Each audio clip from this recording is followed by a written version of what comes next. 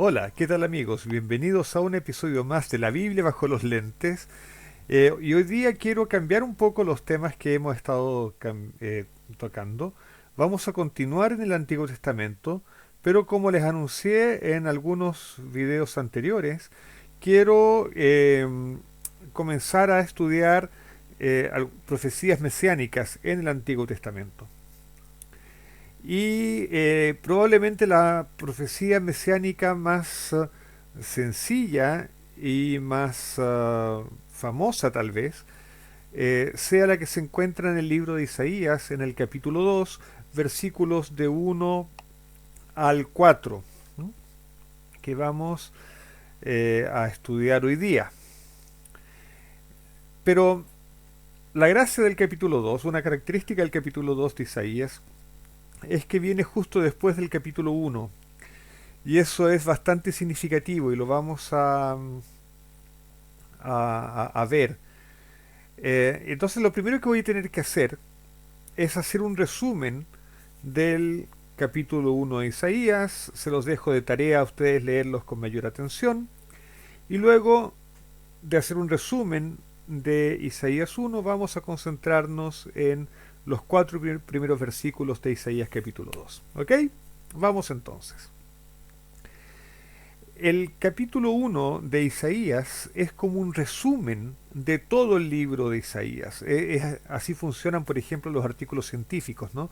Los artículos académicos, antes del cuerpo mismo del artículo, entre el título y el cuerpo, uno coloca un resumen de unas pocas líneas donde está la esencia de todo el artículo. Aquí es lo mismo con el libro de Isaías. El capítulo 1 es un resumen de todo el libro, del contenido principal de todo el libro. Y eh, Isaías 1 comienza diciendo que que lo que va a relatar ahora es una visión que tuvo Isaías concerniente a Judá y a Jerusalén. Ese era el territorio en el cual eh, trabajaba Isaías, y sus profecías van a concernir entonces, van a ser concernientes a Judá y a Jerusalén. Y no tenemos que olvidar eso. En general, Isaías no está hablando de nosotros, está hablando de Judá y Jerusalén. En, en, en, en su significado simple, nosotros si queremos si queremos, después podemos hacer teología y hacer extrapolación, aplicaciones de su profecía a nosotros. Pero de lo que va a hablar Isaías, en primer lugar, se aplica a Judá y Jerusalén. En segundo término, como un significado derivado, lo podemos aplicar a nosotros. Y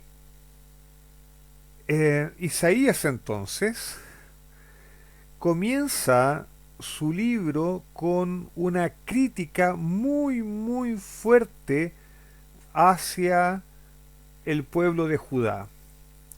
Y de hecho los trata derechamente de burros. ¿Ah? El versículo 3 dice, el buey conoce a su dueño y el asno el pesebre de su amo, pero Israel no conoce mi pueblo, no tiene entendimiento, lo llama nación pecadora, eh, rebeldes, los trata pésimo. ¿Ah? Les dice que su culto es despreciable, es incluso asqueroso, que Dios siente náuseas del culto que le brindan eh, el, el reino de Judá, porque es un culto externo, es un culto ceremonial, pero que no tiene una correspondencia en la vida diaria de las personas. Entonces no hay justicia social, por ejemplo. No se preocupan de los pobres, de la viuda, del huérfano. Y si no hay esa preocupación básica por el ser humano y por los miembros más débiles de la sociedad, entonces el culto formal, no tiene ningún sentido. Y este reto esta llamada de atención que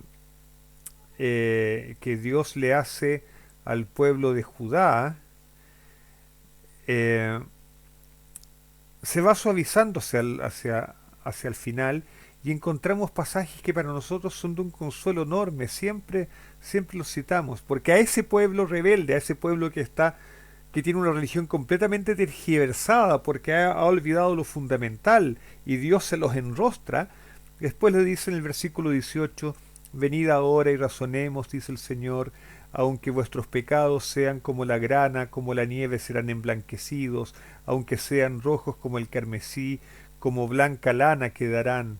Si queréis y obedecéis, comeréis lo mejor de la tierra. Pero si rehusáis y os rebeláis, por la espada seréis devorados. Ciertamente la boca del Señor ha hablado. Es decir, pa- para Dios es claro que siempre hay una posibilidad de volver a Dios y Dios los va a recibir al pueblo de brazos abiertos. ¿Y cuál es la condición? Bueno, que el pueblo reconozca sus malos caminos y los abandone. Pero Dios siempre está esperando para que su pueblo vuelva a los caminos de Dios. Y el perdón está asegurado. El versículo 21, uf, el versículo 21 es dramático. Dice, ¿cómo se ha convertido en ramera la ciudad fiel, la que estaba llena de justicia? Moraba en ella la rectitud, mas ahora asesinos. Tu, tu plata se ha vuelto escoria, tu vino está mezclado con agua, en fin, en fin. Versículo 24 dice, por tanto declara el Señor, Dios de los ejércitos, el poderoso de Israel, ah, me libraré de mis adversarios y me vengaré de mis enemigos. Son los adversarios y enemigos de Dios dentro del pueblo de Judá. ¿Mm? Versículo 25. También volveré mi mano contra ti y te limpiaré de tu escoria como con lejía y quitaré toda tu impureza. Y aquí al parecer, cuando Dios habla del castigo, al parecer Dios está comenzando a decir, no lo dice explícitamente, pero nos lleva a pensar que Dios está haciendo referencia a los a las maldiciones del pacto, porque finalmente las maldiciones del pacto, que alguna vez nosotros estudiamos en el libro de Levítico y en el libro de Deuteronomio, tienen como objetivo eh,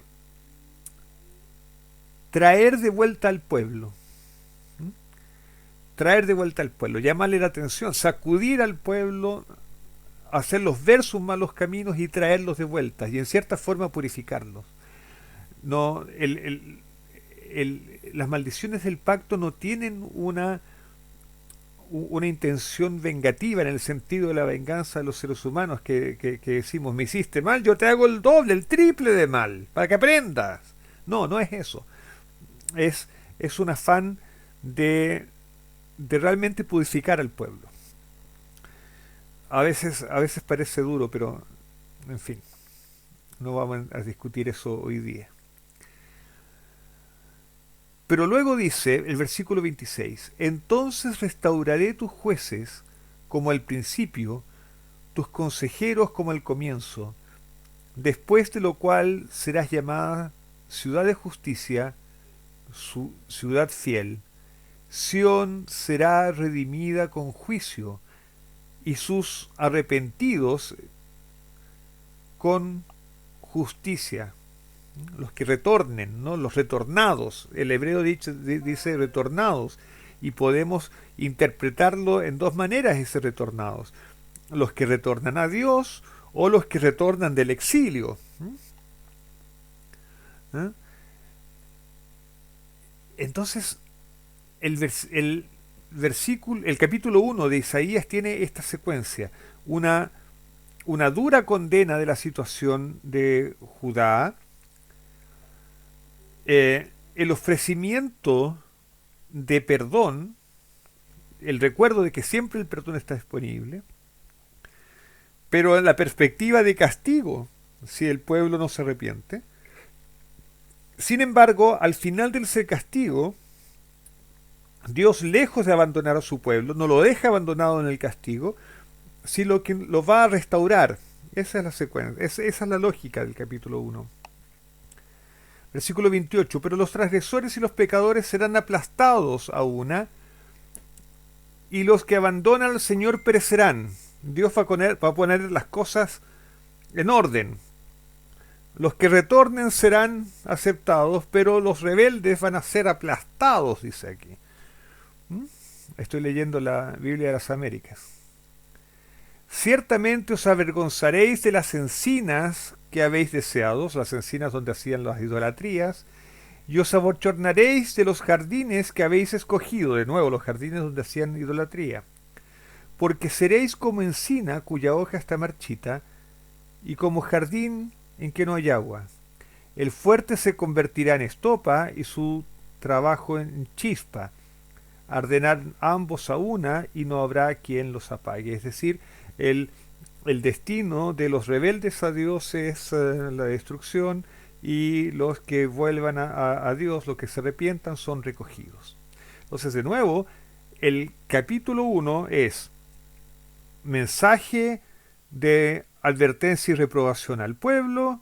Si el pueblo escucha, hay perdón aguardando gratuitamente. Si el pueblo no escucha, hay consecuencias, hay castigo, pero al final de ese castigo, el resultado de ese castigo es que Dios hace separación. Los, los que se arrepienten y vuelven a Dios son acogidos, los rebeldes son destruidos. ¿Ok? Y ese es el resumen del capítulo 1, y en cierta medida es el resumen del libro. La mayor parte de los mensajes de Isaías tienen estas características: la denuncia, el ofrecimiento de perdón, la posibilidad del castigo y la restauración después del castigo. Y ahora entramos entonces al capítulo 2, a la secuencia de esto. Y vean cómo empieza. Tengo aquí en la columna amarilla Isaías capítulo 1, y en la columna del medio salmón, está el capítulo 2 de Isaías. Entonces, ¿qué dice el capítulo 2? ¿Cómo comienza? Lo que vio Isaías, hijo de Amós, concerniente a Judá y Jerusalén. Y esto es muy parecido a cómo comienza el capítulo 1. Visión que tuvo Isaías, hijo de Amós, concerniente a Judá y Jerusalén, en los días de Usías, Jotam, Acaz, Ezequías, reyes de Judá.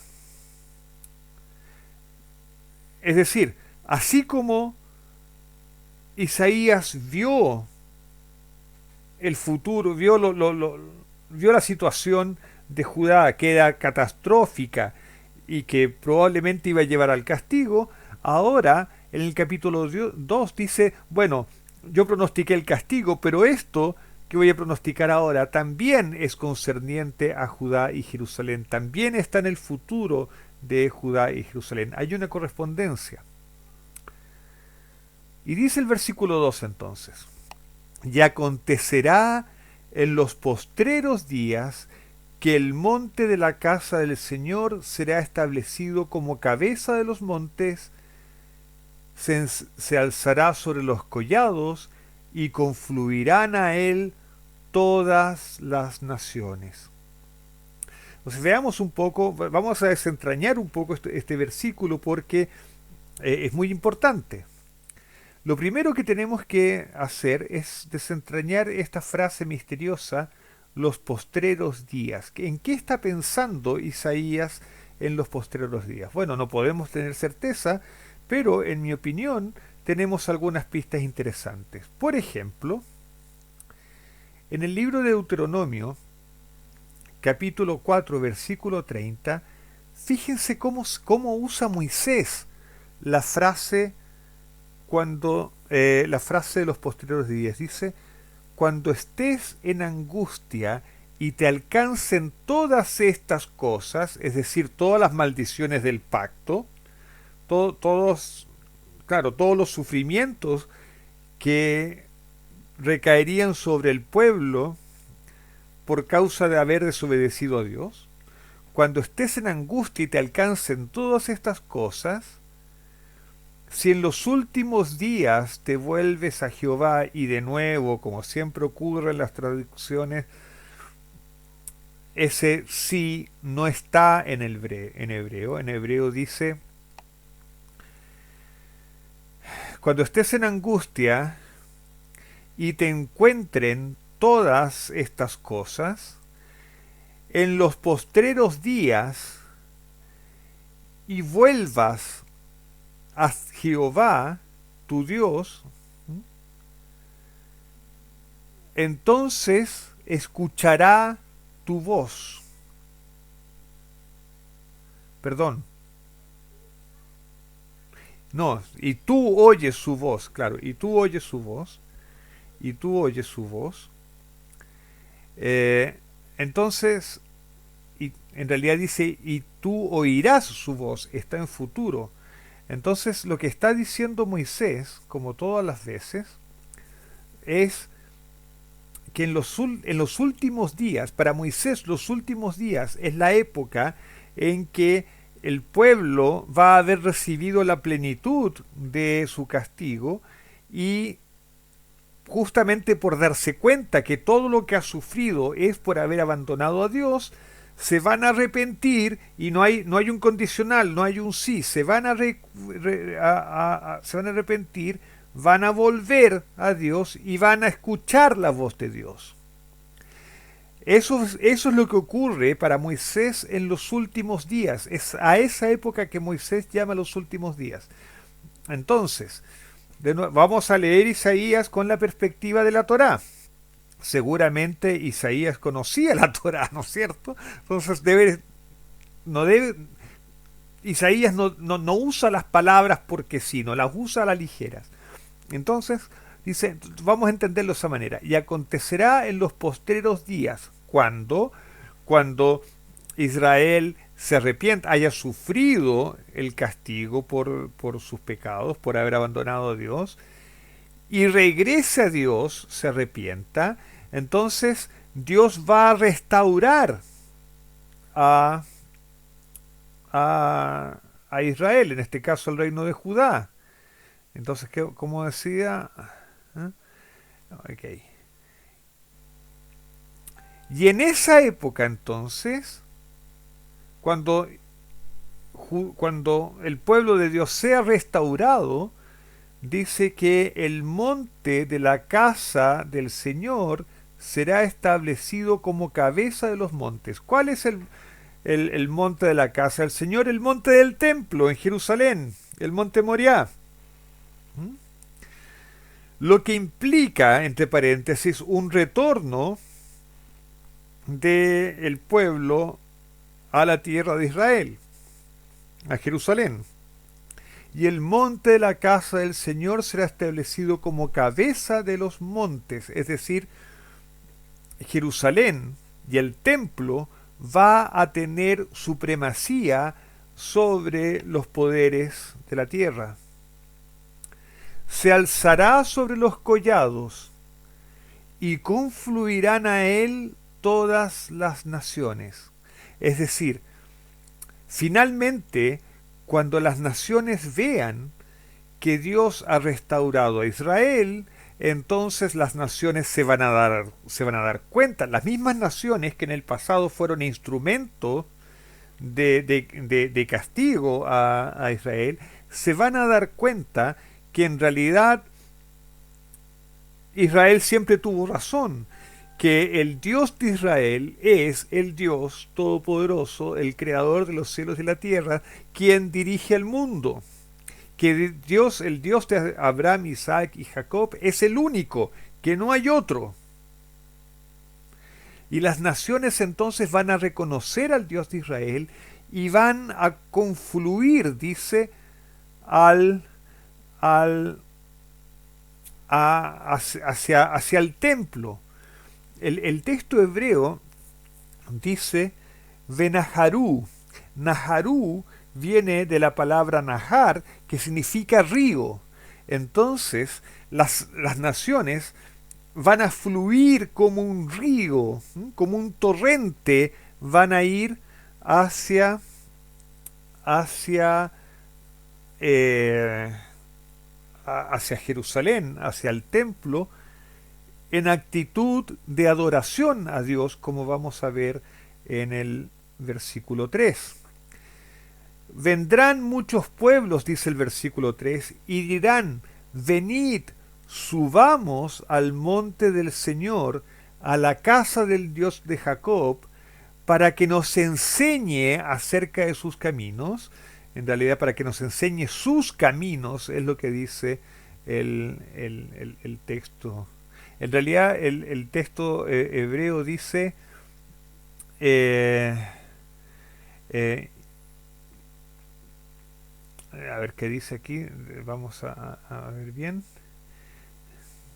Y vendrán, pueblos numerosos, numerosos pueblos, y dirán, vamos, vayamos, y subamos al monte del Eterno, a la casa del Dios de Jacob, y Él nos enseñará de sus caminos, de sus caminos, de sus caminos, eso es lo que dice. Y andaremos eh, en sus, ¿cómo se dice? No es caminos, es en sus sendas, en sus, en portugués se dice derroteiros, ¿no? Porque la famosa frase, ¿no? Porque de Sión saldrá Torá, saldrá instrucción. La Biblia en español dice ley, pero ley una pésima traducción de Torá. Porque de Sión saldrá Torá, saldrá instrucción, y palabra del Eterno de Jerusalén. Entonces, el, lo que predice Isaías es que luego que Dios restaure a Israel, las naciones se van a dar cuenta de que en realidad siempre estuvieron equivocadas ellas también en no seguir a Dios y ahora se van a rendir a Dios y van a querer ser instruidos. Las naciones van a querer ser instruidas, los gentiles van a querer ser instruidos en Torá y seguir los caminos de Dios también. Y de esa forma se va a cumplir la palabra de los profetas que dice que finalmente la tierra va a ser llena del conocimiento de Dios y se va a cumplir también la palabra de la oración de Salomón cuando él pide que la casa, el templo en Jerusalén, sea una casa de oración para todas las naciones, que todas las naciones finalmente confluyan allá para adorar a Dios. Y el versículo 4 finalmente dice, juzgará entre las naciones. Y aquí hay una sutileza, porque este verbo juzgará no, tiene un sujeto implícito. Pero entonces la pregunta es, ¿quién es el sujeto de este verbo juzgar? Probablemente sea el Señor. El Señor sea el que juzgue entre las naciones, el que va a decidir, ¿no es cierto? Cuando las naciones tengan problemas, va a ser Dios finalmente el que va a juzgar. Pero es posible que también haya una alusión implícita al Mesías. Bueno, las alusiones, bueno, ok. Sí, una alusión implícita al Mesías. Y hará decisiones por muchos pueblos. Y aquí está la frase que está grabada en el edificio de la ONU, ¿no? Forjarán sus espadas en rejas de arado y sus lanzas empodaderas. No alzará espada nación contra nación, ni se alistarán más para la guerra. ¿Por qué? Porque todas las naciones reconocerán al Eterno, al Dios de Israel, como el único Dios, y todas las naciones aprenderán a vivir según las, las instrucciones, ¿no? La enseñanza, la ley, si ustedes quieren, de Dios. Ese es el futuro que Isaías prevé para la era mesiánica. Fíjense que para Isaías no hay un fin de mundo, no hay una destrucción completa de las naciones. Dios destruye a sus enemigos, tanto sus enemigos internos en Israel, como uno puede suponer, las profecías así lo dicen, a los enemigos externos en las naciones. Pero así como queda un remanente de Israel, queda un remanente de las naciones, y ese remanente de las naciones reconoce al Dios de Israel. El conocimiento del Dios de Israel llena todas las naciones, porque las naciones van a subir a Jerusalén. Jerusalén va a ser, si ustedes quieren, la capital de Dios, pero el centro desde donde va a fluir el conocimiento de Dios a las naciones. Y en ese sentido, Israel como nación va a recobrar su papel, el papel al que los designó Dios en el libro de Éxodo, su papel de ser una nación de sacerdotes. ¿Y en qué sentido van a ser una nación de sacerdotes? En el sentido que van a enseñar los caminos de Dios a las demás naciones. Esa es la visión que Isaías tiene del futuro. Yo sé que los decepciono porque no hay ida al cielo aquí en la visión de Isaías. Isaías no sabe de eso. Y otra cosa interesante es que Isaías habla de una era mesiánica, pero no nos habla mucho, por lo menos en esta visión, no nos habla del Mesías. Habla de lo que se llama la era mesiánica. Tampoco lo llama así Isaías. Pero nos dice qué va a pasar al final de los tiempos, en los días postreros. Pero no nos habla del Mesías. De hecho, en la Biblia hebrea se habla muy poco del Mesías. Y nunca se lo llama Mesías. Pero eso lo estudiaremos en otra oportunidad. Mientras tanto los dejo, solamente me queda desearles un Shabbat Shalom y nos vemos en otra oportunidad. Chao.